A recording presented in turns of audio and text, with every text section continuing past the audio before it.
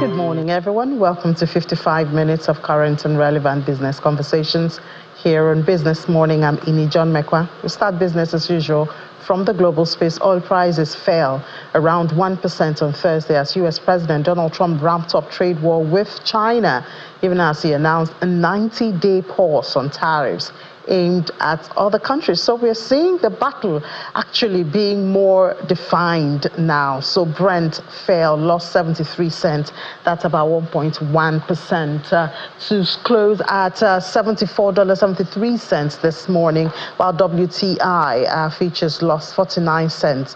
That's about 0.8% to $61.86 a barrel. A bit better than what we had yesterday, but not to the normal level yet. The benchmarks had settled 4% high on Wednesday after dropping as much as 7% during this session. Trump raised the tariff rate for China from 104 to 125, effective immediately. But we also know that China, on the other hand, they have also announced their 84% tariff on U.S. imports into their country.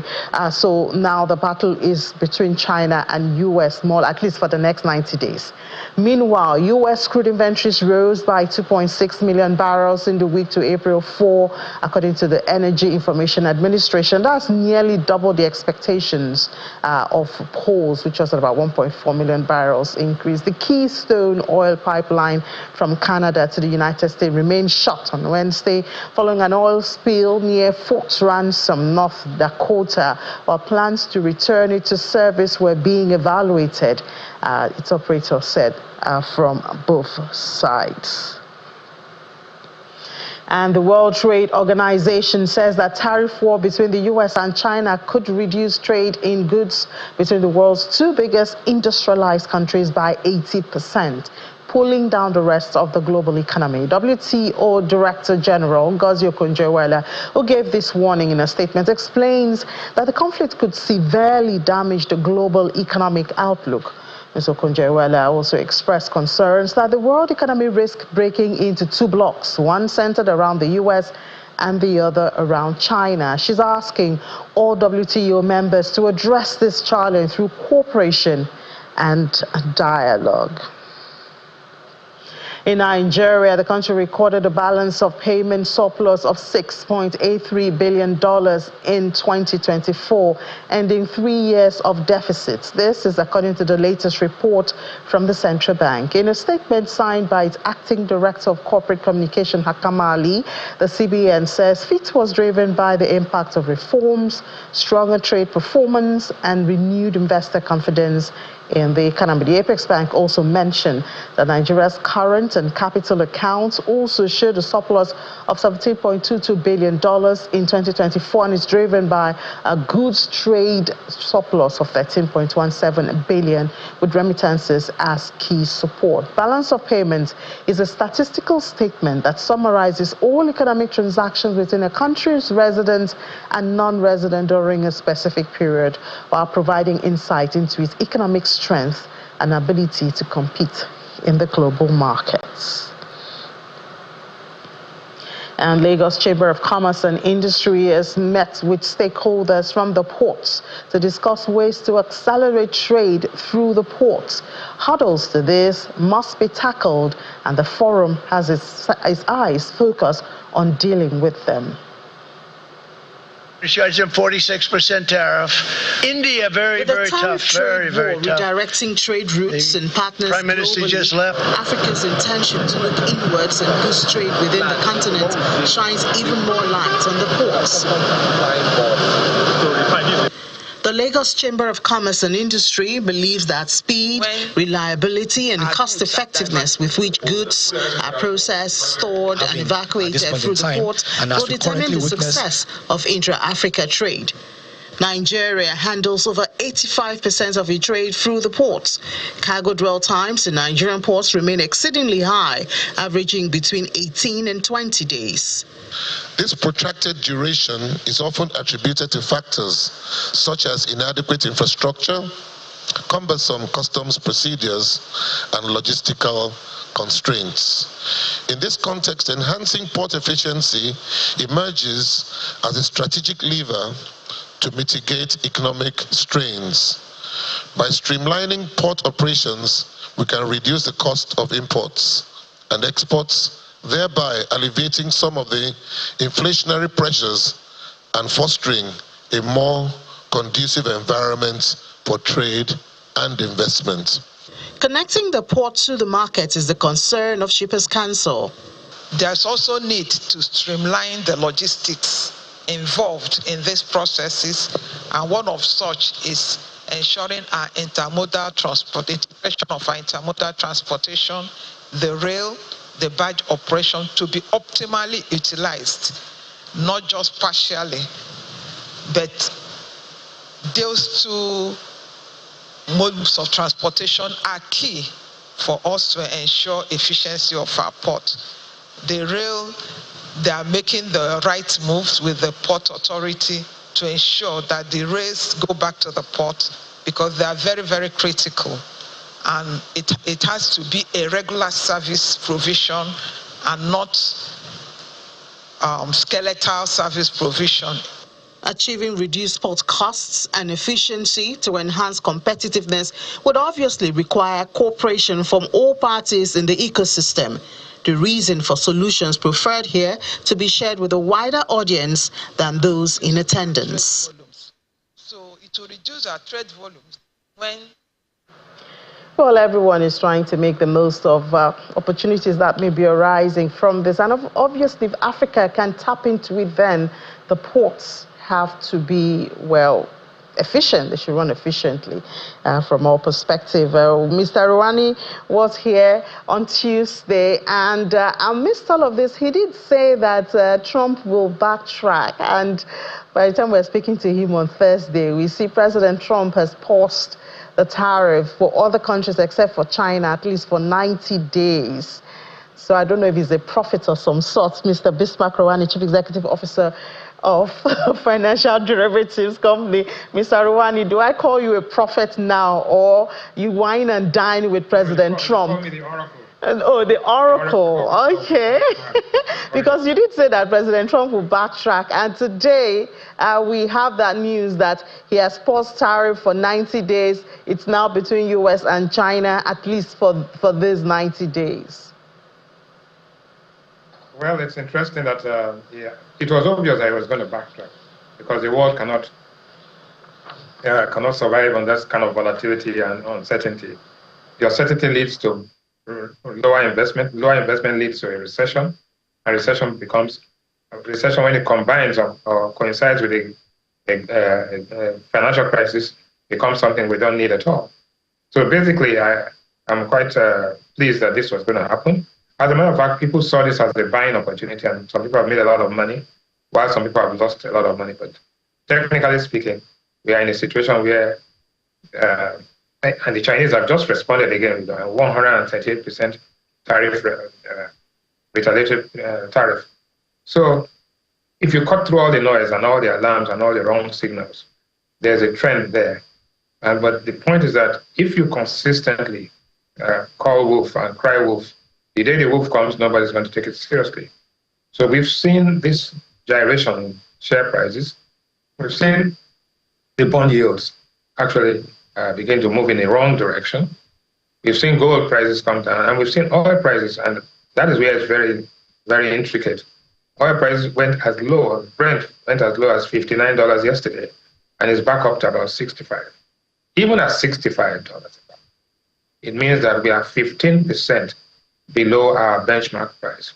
So for Nigeria, there's a fiscal crunch that is coming up, which means that our oil revenues will be much lower than anticipated in the budget. And at one point in time or the other, we may have to have a supplementary budget to take off this if it lasts longer than is expected. So what does this mean? It means that now we look at all the other export commodities and their weight.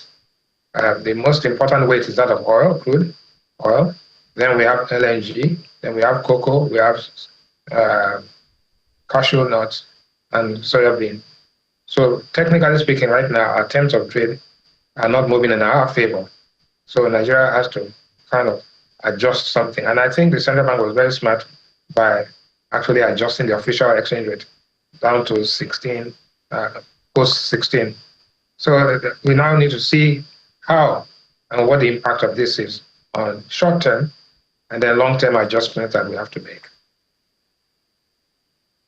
When we look at this, and I know you also touched on the issue with China, so it seems the battlefield is now between US and China, and we've seen the yen weaken, making their goods cheaper. Yes. So does that present an opportunity for a country like Nigeria? We know we do heavy trade with them. No, these are short-term trading opportunities. The reality is that the competitive evaluation, China is well positioned here. They've actually devalued their currency to make their goods cheaper, right? Secondly, China has over $3.6 trillion of external reserves. They can wait this out, right? They have not much to lose. When it comes to intellectual property theft or infringement of intellectual property, when it comes to low cost production, when it comes to actually fighting what they call a co-opetition, that's compete and cooperate at the same time, China is well positioned. Therefore, they are willing, and they waited for this for a long time and prepared for it. Therefore, the entire world is going to be watching. By devaluing their currency, right? And that makes their goods cheaper, and they're able to compete for other markets.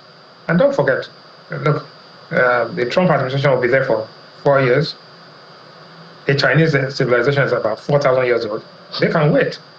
And I can see that, you can see that the European Union is poised to retaliate quite heavily, and many other countries. And if you start having negotiations with all of these countries, about almost 70 countries, you need at least 3-4 weeks to negotiate to close one deal. So this thing we are going to be in this thing for some time to come. So my projection is that the US will back down.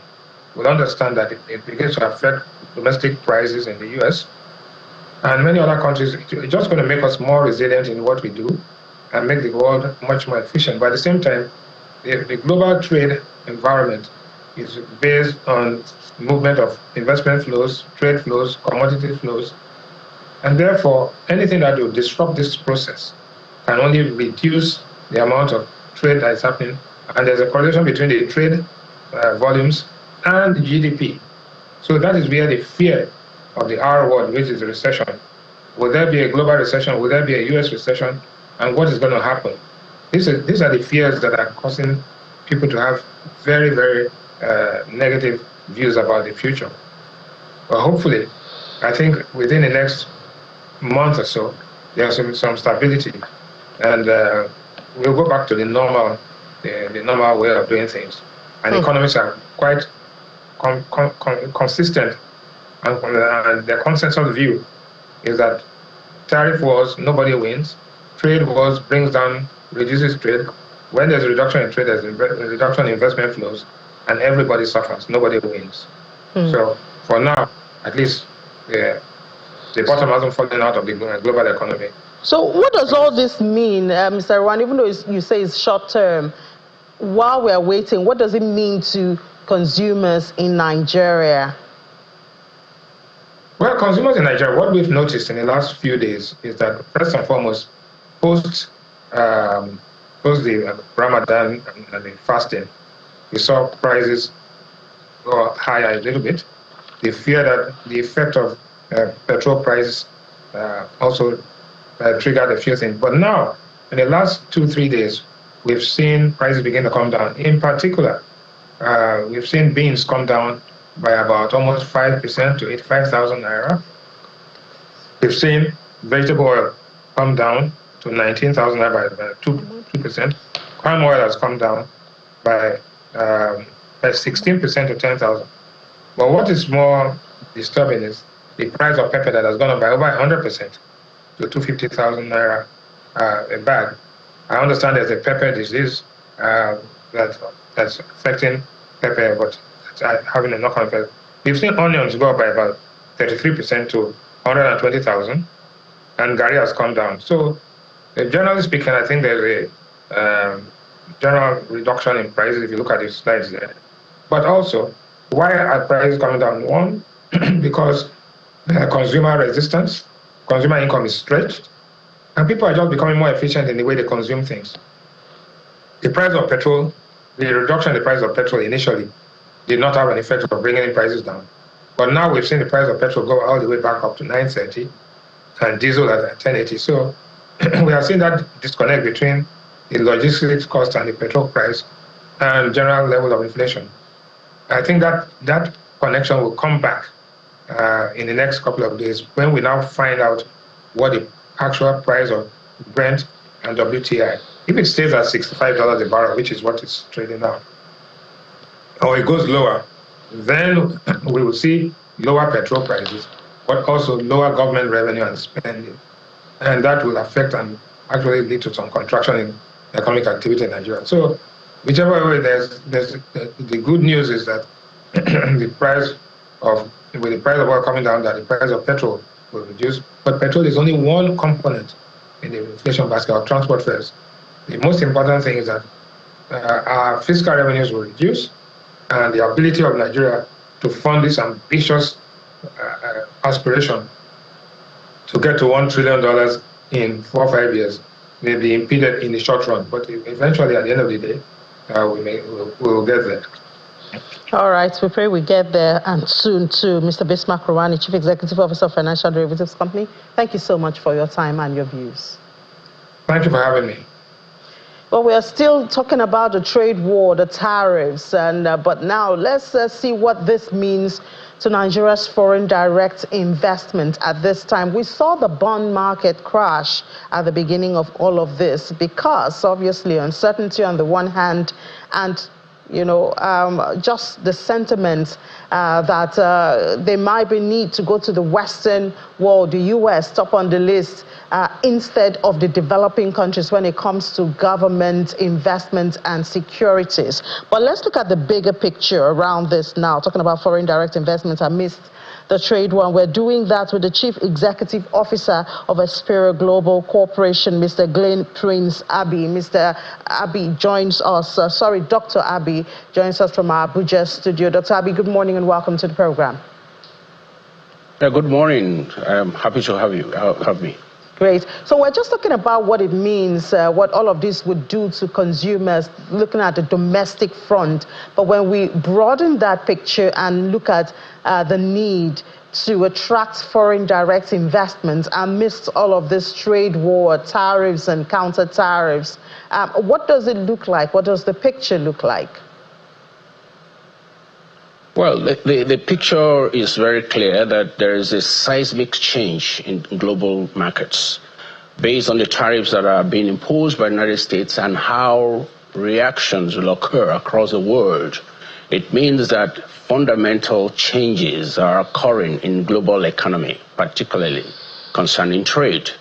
Now, this is the time for African countries such as Nigeria to actually brace up, even though we've heard that Donald Trump is giving a 90-day, suspension of the tariffs. It doesn't really make any difference. The important thing is for Nigeria to see this as is a threat, but at the same time, it's an opportunity. I want to propose that at this point, the president should set up what I call an economic war room. We should see this as an economic survival challenge. So now, how does Nigeria attract foreign investment to escalate the possibilities that are there within the Nigerian economy in terms of our resources, in terms of our human capacity, and so many other areas? This is what I want to look at. Now, if the president sets up an economic war room, we'll be looking at the possibilities of strengthening our setting up what I call strategic economic diplomacy.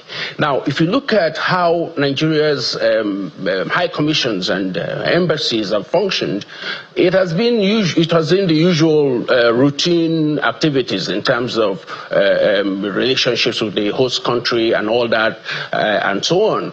But the aspect of economy, the aspect of growth of the economy, of the Nigerian economy in terms of attracting foreign investment and all that is not given that level of emphasis. I want to propose that through the economic war room that the president should set up, we'll start to look at setting up major departments within our embassies and high commissions across the world in practically all countries where Nigeria engages, to ensure that in each country we look at the possibilities of investments that can come into Nigeria, whether it's even foreign direct investment or portfolio investment, because the threat posed by the tariff should make us realize there's no more business as usual. Now, it's even a very good time because at this point, the president is appointing new ambassadors and high commissioners and all that. Now, this should form part of their orientation. It should form part of the metrics, the mandate that they are given, that look, as you're going, just know that each high commission is expected to make fundamental deliverables concerning the economic growth of Nigeria. So whatever country you're in, what advantages can you draw into Nigeria vis-a-vis foreign direct investment, in addition to trade relationships, taking advantage of what is possible in being produced in Nigeria and how that can be traded across to those countries. In that way, Nigeria, as Africa's largest economy and Africa's largest population, would have been able to create a situation where the tariff threat becomes a major opportunity for growth. I usually, when I carry out my management training, I talk about 10x change or 7x change or 12x change. So I see a situation where Nigeria can actually, putting this kind of strategy in place, achieve a 10 times economic growth from this threat if we put our acts together. That reminds me of something that was written by Andy Grove, the founder of Intel, years ago. I think that was in the early 90s or so. He wrote a book. He called it Only the Paranoid Survive. Now, in that book, he wrote something about what he called strategic inflection point. Now, what does strategic inflection point mean?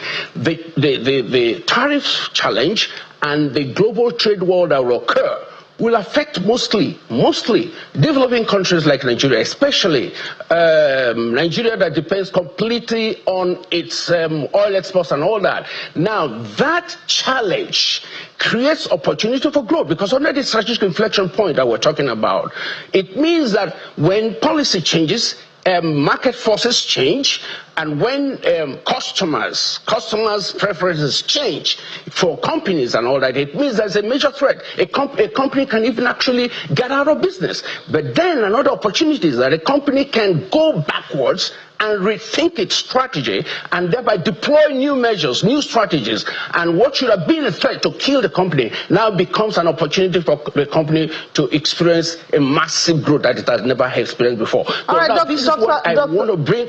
This is what I want to bring to the macrocosmic level for Nigeria's economy. Yeah, Dr. Abi, I'm so sorry. I know you're in a flow there, but I know you followed the story when the news came out that Nigeria has banned export to the U.S., and then, we saw, of course, reactions to that. And then some questions came on that, is Nigeria strong enough to be able to start that kind of a battle with a country like the United States? So it comes back to, yes, we have the potentials. Have we developed our potentials enough, our resources, our trade routes? We're just talking about the ports, for us to even use for intra-African trade. So if we want to take this stance and maximize these opportunities, can we say that we have developed our system, our trade system, our resources enough to be able to stand that? All right, thank you very much. Actually, this question of yours, is actually addressing what I had recommended from my opening phrases when I said that the President Bola Ahmed Tinubu, needs to set up what I call an economic war room. When the war room is set in any situation, it means that you are looking at everything in a state of emergency, in a state of urgency, you have the war to win, and you want to look at everything differently. Now, it is a big threat to Nigeria. So what Nigeria needs to do is to accelerate. Put measures in place that can accelerate our growth. Put measures in place that can optimize the opportunities we have in terms of putting in the global marketplace products and services that can set us apart. There's what is called competitiveness of nations, competitive advantage of nations. Now, in the economic war room, for instance, it will now be examined what products can we actually say these are Nigeria's competitive products in the global marketplace, apart from oil. Where can it be best developed? What can we do with it? Which countries can we send these products to other than the United States, which is a major, and sometimes it's said that America is actually the largest consumer market. Now, America is actually not the largest consumer market. The largest consumer market is China. Now, how can we take advantage of opportunities there? How can we take advantage of the opportunities within the Africa continental framework that we have? How can we take advantage of markets in other parts of Asia? How can we take advantage of markets in the Middle East and all that? Then, what structures do we have in place to enable us drive this process of accelerating our business production capabilities, our resource exploitation capabilities, and place in the global marketplace our offerings as a country? Nigeria is Africa's largest population. We also are Africa's largest economy, So it means that we must have a number of products in the global marketplace that will say, everybody will say, these are Nigeria's competitive products. And these are what the economic war room should be considering. And it is urgent, because this is what we now need to start to do. That's what I'm proposing. All right, Nigeria's competitive products, we don't need to ask so much. We know it's agriculture and all of that, but maybe, this idea of a war room would make a difference, because we deal in Nigeria with the threat of food insecurity, and there was a state of emergency on food insecurity, but it didn't seem like we have seen much. So I guess what we need is beyond these declarations, and perhaps just intentional implementation of policies and plans that have already been articulated. Okay. When you see, there's a lot of statements are made, the state of emergency of the state of emergency. I mean an economic war room. It means that there's a situation room set up to look at the current challenge and the opportunities that can be extracted from this challenge. By setting up such a war room, it means that it is peopled by entities, personalities that are not necessarily the existing governmental operatives. Entities that can now look at it, and I said there's a situation room looking at all aspects of what we can do and make a difference in based on what we're doing so far. Okay, so that is what I'm talking about. It's not the usual declaration, state of emergency on agriculture, state of emergency. No. It has always been just mere rhetoric. But when we put on a situation room on a steady basis, they are discussing, they are analyzing all aspects and coming up with what needs to be done, coming up with what needs to be done urgently, what needs to be prepared, and all that. Again, I said, you mentioned something about FDI, and I said very well that currently the president is appointing ambassadors, new ambassadors and high commissioners and all that. We don't have an economic diplomatic framework. We don't have a strategy for economic diplomacy. Now, part of what is going to be given to the ambassadors across all countries that we engage, it means that they now have a mandate for strategic economic diplomacy, so that we can look at what we can do with that country, what that country can bring to us by way of foreign direct investment, and what structures. Now, in country, we look at what structures are in place, enabled, optimized to accommodate the kind of business transactions we want to have with each country. Now, by way of making this execution possible, it means that maybe on a quarterly basis, the president will still have sessions with our embassies and see how each particular ambassador, high commissioner, or whoever what difference they have made, what strategies they have in place, how the results they have got, and all that. With that, it means that we are now doing things completely differently from what we have been doing all along. All right, thank you so much. We will push this message and see how far it goes. Dr. Glenn Prince Abbey, the Chief Executive Officer of Reciprical Global Corporation, asking for Nigeria to set up an economic war room at this time. Thank you so much for your views. Thank you. Thank you very much. Thank you very much indeed. All right, let's still stay on this and find out if there's a second opinion to this call for economic war room. We're right here in the studio, even though it's more from the legal part. Mr. Taye Awofinroye, he is a managing partner at the Trusted Advisors. You're welcome, Mr. Awofinroye, to the program. I'm sure you heard a bit of that, talking about the tariffs. And, well, there Dr. Abbey was asking that Nigeria should build or create an economic war room to be able to maximize and manage the consequences as well as opportunities that may come out of this ongoing trade war, especially now between the U.S. and China. But what are your views about how, where we are as a country amidst all of this? Thank you very much. It's a great pleasure to be here, and the topic can come at a better time than now.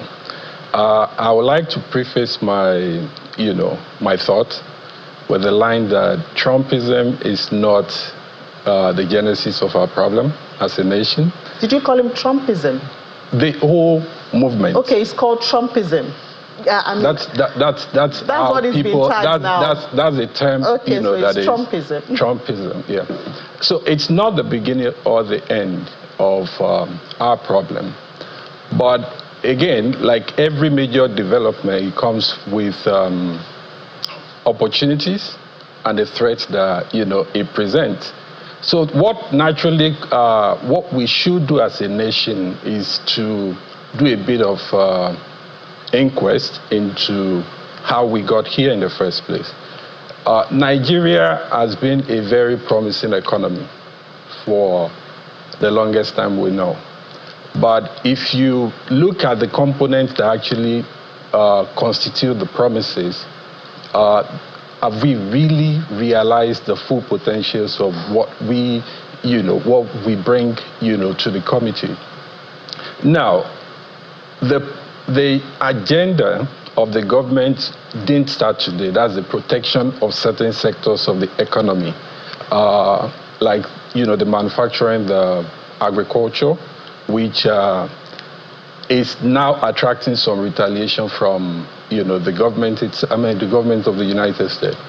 But do we really see opportunities there? I will concur with the previous guest, your last guest, that the country can actually take full advantage of what is going on. But I differ on the approach, to actually harness the opportunity. You're not going to go to war with America over, your attempt to protect sectors of your economy. When you read, their trade office saying that what you've done has impact on our export business, it's an advantage. It's something that you can go to the table with to negotiate. Now, President Trump has, paused, the tariff. It means they are open for negotiation. It means they are open for talk. I think Nigeria has enough issues to deal with that you don't want to be in the forefront of a battle.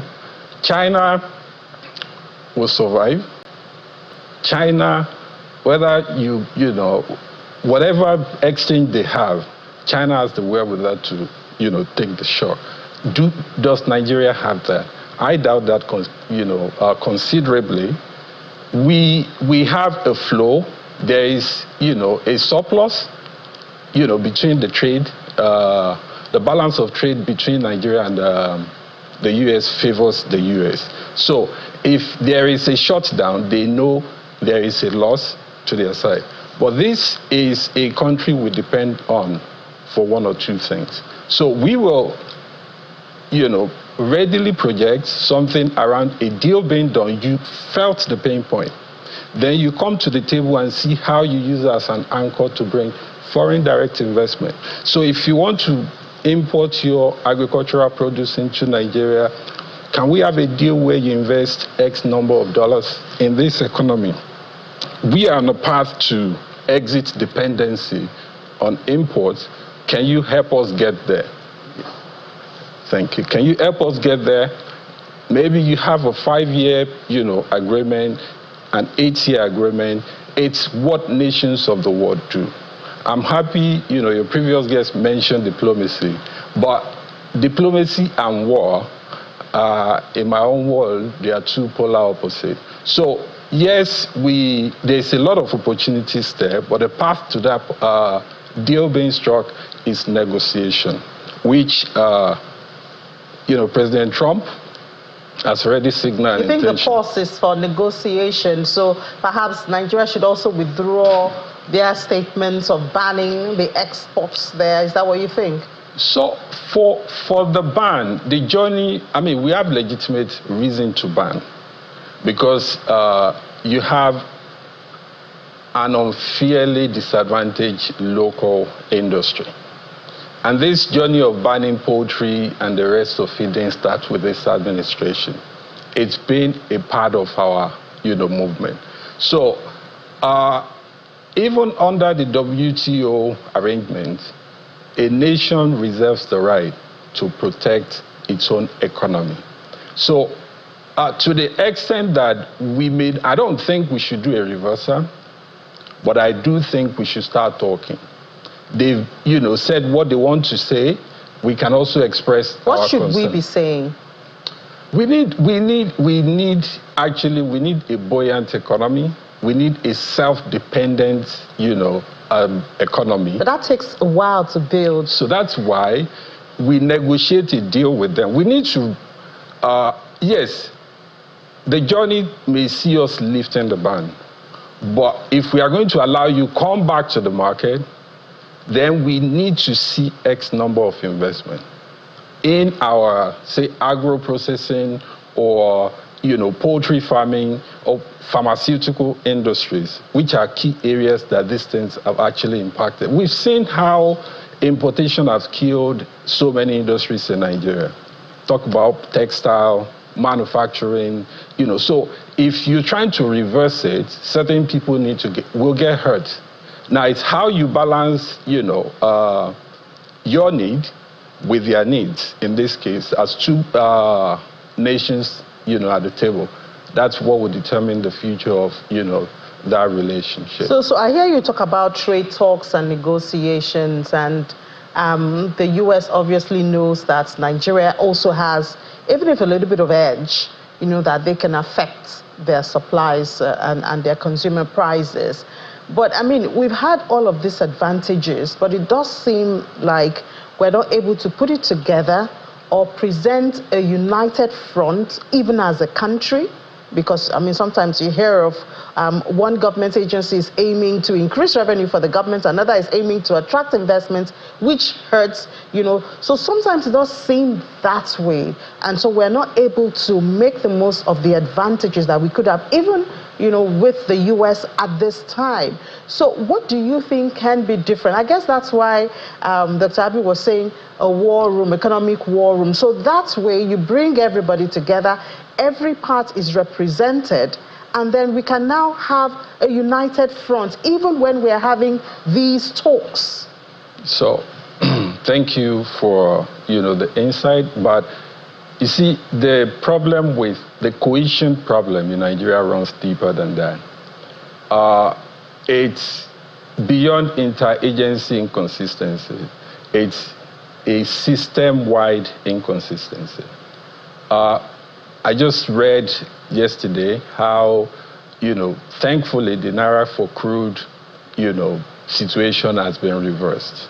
We hope so, because what we hear is that the talks are on. Well, I think I saw the headline where the government said it's here indefinitely.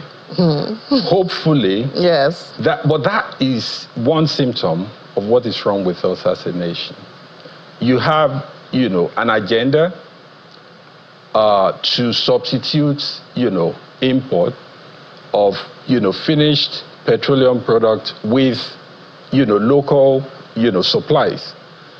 Any sane system will put everything on hold to support that, right?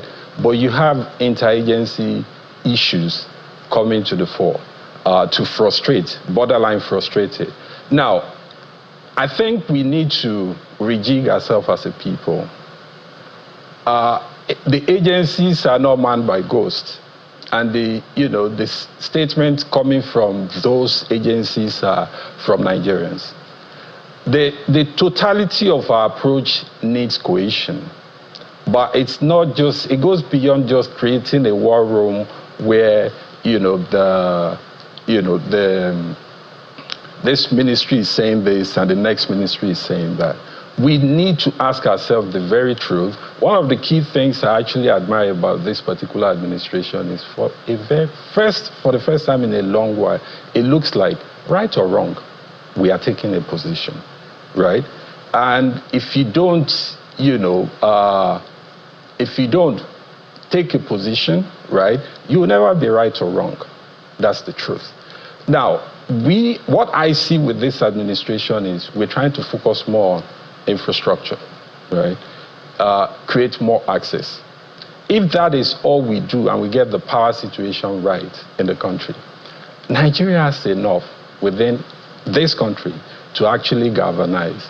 And until you have strength to actually sit at the table, even if you have interagency, collaboration, which thankfully you have the Business Facilitation Act, which has amended quite a number of, these principal statutes, and has made it, sort of commercialized in a way, the operations of most of these MDAs. For the first time, you have innovations in the Act which says you must have a service level agreement that guides your operation. So it's just like their service providers to, the users like us. That is a good step. I've not seen any of them publish it, but the Act, provides for it. If we have those organic guidance within the agency, it's a lot easier to see them reconcile, as opposed to this DG is here today saying one thing, and another DG comes there tomorrow and is saying this, another thing. The whims and caprices seems to govern how these MDAs currently operate. But having a sort of Bible in the form of, the service level agreement and the codes of, practice that guide them will tame those whims and caprices. And to ensure that not just having the Bible to guide, but there's also an assurance that they follow the Bible, the letters of the Bible. So the Act also prescribes some punitive. Yeah, which we hardly see. Which we hardly see. Yeah, exactly. All right, thank you so much, Mr. Taya Wofinoye, a managing partner at The Trusted Advisors. Thank you very much. It's a great pleasure to be here. Great. All right, so our own very NGX, yes, Nigeria's stock market, yesterday they held their AGM and approved 4.4 billion naira to the company's shareholders. That's for the year 2024. The chairman of the Nigerian Exchange Group disclosed this during the 64th annual general meeting that was in Lagos. And they said they'll continue to invest in strengthening market infrastructure, expanding service offerings and fostering innovation, and they promised to also remain focused on positioning the NGX Group as a key driver of Africa's financial ecosystem.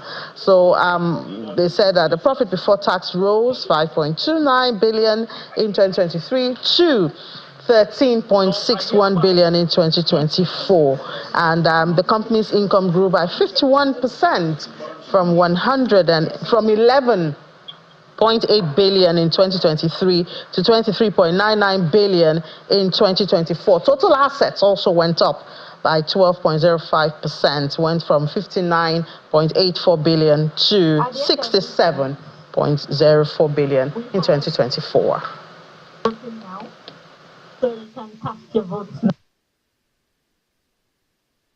I want to assure our esteemed shareholders and all stakeholders of NGS that NGS belongs to all of us. This is the platform that wealth are being shared in this country. And we believe with the support that we have been getting now from the government, from the other regulatory authorities, with all the quoted companies and all stakeholders will do much, much better in 2025. We are very hopeful this year with the administration of Tinubu, with the turnaround of the economy. We are in the trend of the $1 trillion economy. We at the NGS, we have demonstrated that during the banking recapitalization that just concluded some few months ago. We have brought some innovations into the capital raising in this country, and I believe it's just a matter of time that people can be able to at least see the fruits that have invested over the years in this organization. The way we utilize technology in the capital market, whether that's for primary markets, whether that's for secondary markets. The other thing that should mark this year differently is we're excited about what is happening at the regulator, at the SEC. Strong dynamic leadership there. The ISB was just passed by Mr. President. We're very excited about that. And we think overall we have a capital market that regardless of the externalities, we should be able to continue to build and to make progress. That was our very own stock market, the MGX Group, also having their own results and AGM right there. Let's head to the global space now, where, well, I know top on the news is the pause. So, Will, Nigeria is no longer, at least for the next 90 days, we're not involved in this battle. Let's watch what the mighty economies in the world, they are the two biggest economies globally, so let them battle it on. And of course, they did say developing countries will pay the higher price for this because they depend on exports for their earnings. Unfortunately. So, so that's why we should develop. And I'm happy about what LCCI is doing. It's just that we need to see it, actually be implemented. Talking about intra-African trade, I mean, imagine if Africans were depending on themselves and not the Western world. That would make it a bit easier for us because over 1 billion markets just wasting in Africa. Well, we just hope that our leaders take advantage of this AFCFTA and make it a reality and not just talk shop as always. All right. So let's delve in. U.S. President Donald Trump has paused higher tariffs on most countries for 90 days after global markets plunged, but escalated pressure on China by raising its tariffs to 125%, accusing Beijing of disrespect. Now, the initial sweeping tariff plan imposed a baseline 10% import tax on all goods, with much steeper rates for countries like the EU, Vietnam and South Africa. But following a sharp global sell-off and a spike in U.S. debt yields to 4.5%, Trump backtracked, except for China. Markets cheered the partial retreat. Trump's move came just after China hit back with an 84% tariff on U.S. goods. Though Treasury officials downplayed the link to market turmoil, critics called the policy shift a sign of retreat. Now, China's retaliatory 84% tariffs on U.S. goods took effect Thursday, just hours after the U.S. hiked tariffs on Chinese imports to 125%, escalating an already tense trade conflict between the two nations. The move follows President Trump's exclusion of China from a 90-day tariff exemption offered to other nations. Beijing's response marks its firmest stance yet, with the Commerce Ministry vowing to fight to the end. Markets reacted sharply. Chinese stocks pared gains. U.S. futures slipped in Asian trading, and the yuan hit a 17-year low, underlining growing financial pressure amid the deepening standoff. Now, for China, the economic toll is mounting. March inflation data suggests U.S. tariffs are already denting its economy.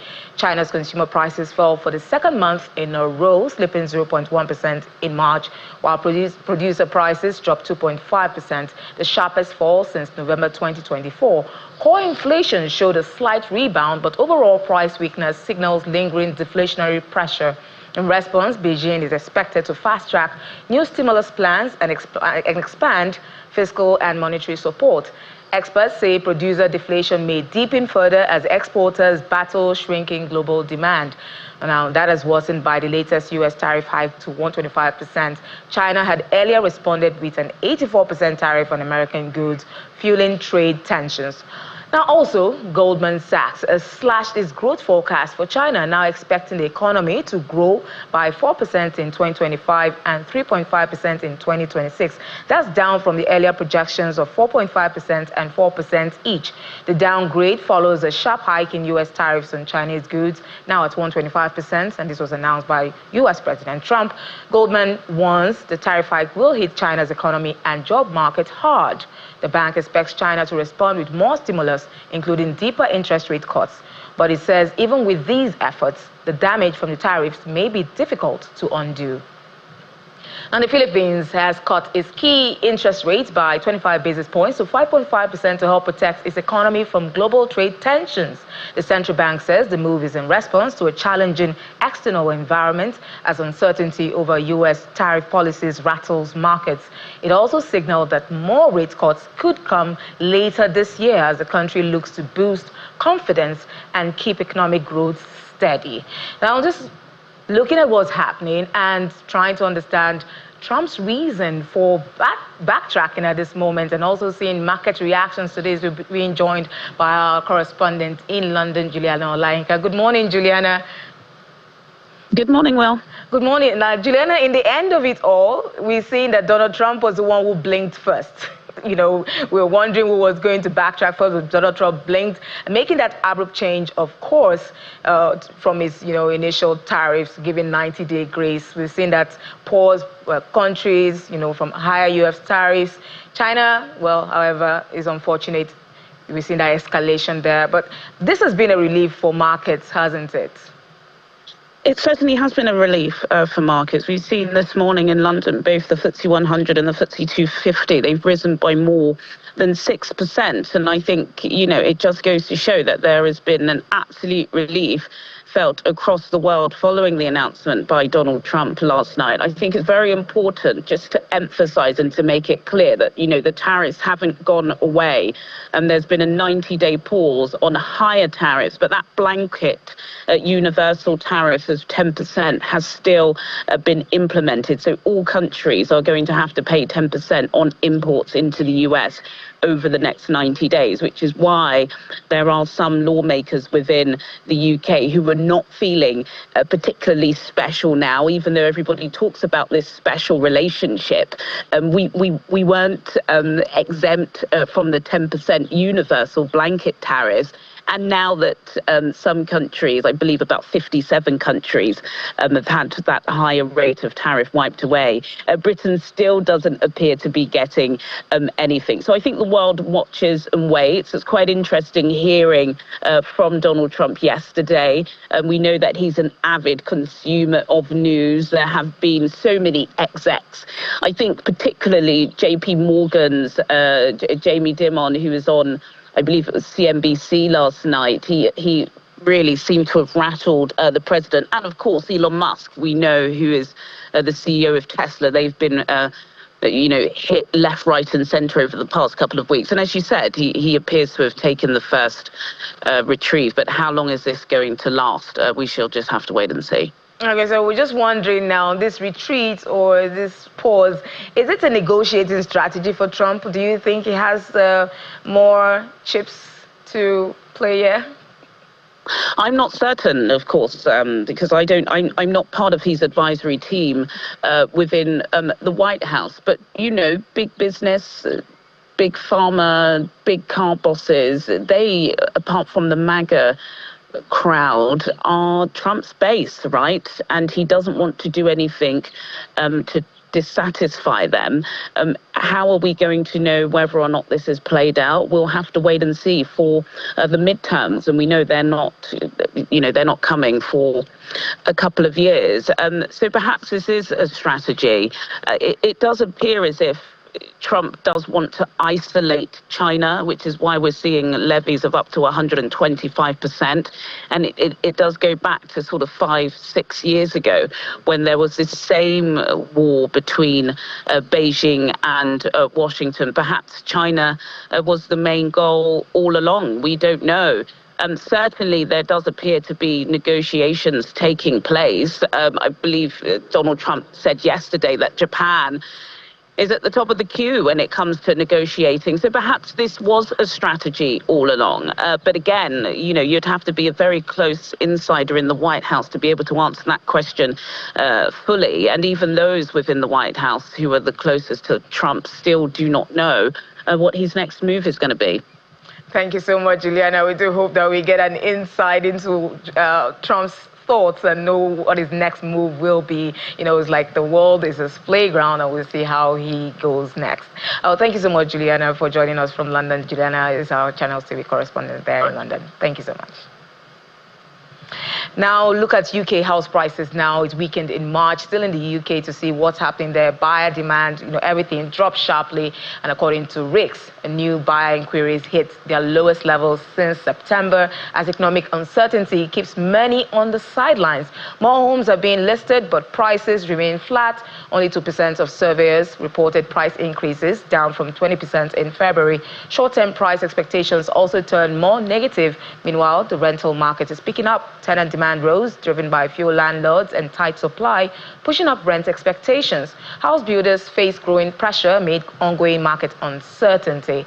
So we'll see how that is going to help the UK house pricing, especially now that we have these tariff tensions, and things are going to get tougher for retailers and businesses and importers of house materials and those who have to build, and a lot is really going on in it. We're just wondering when will we get the relief from all this pressure.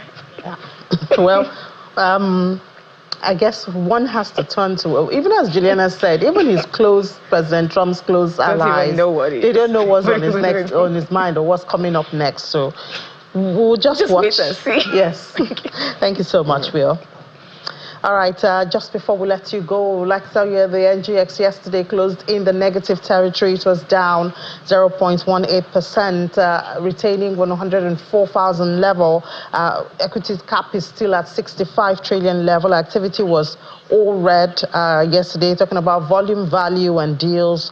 They dropped all of them. Top gainers, livestock back in the news, led the top gainers yesterday with a 10% increase on its share price. VFD and the NGX, I guess sentiment around the AGM that they held yesterday also contributed to the top decliners, HM Core, Learn Africa, and ETI.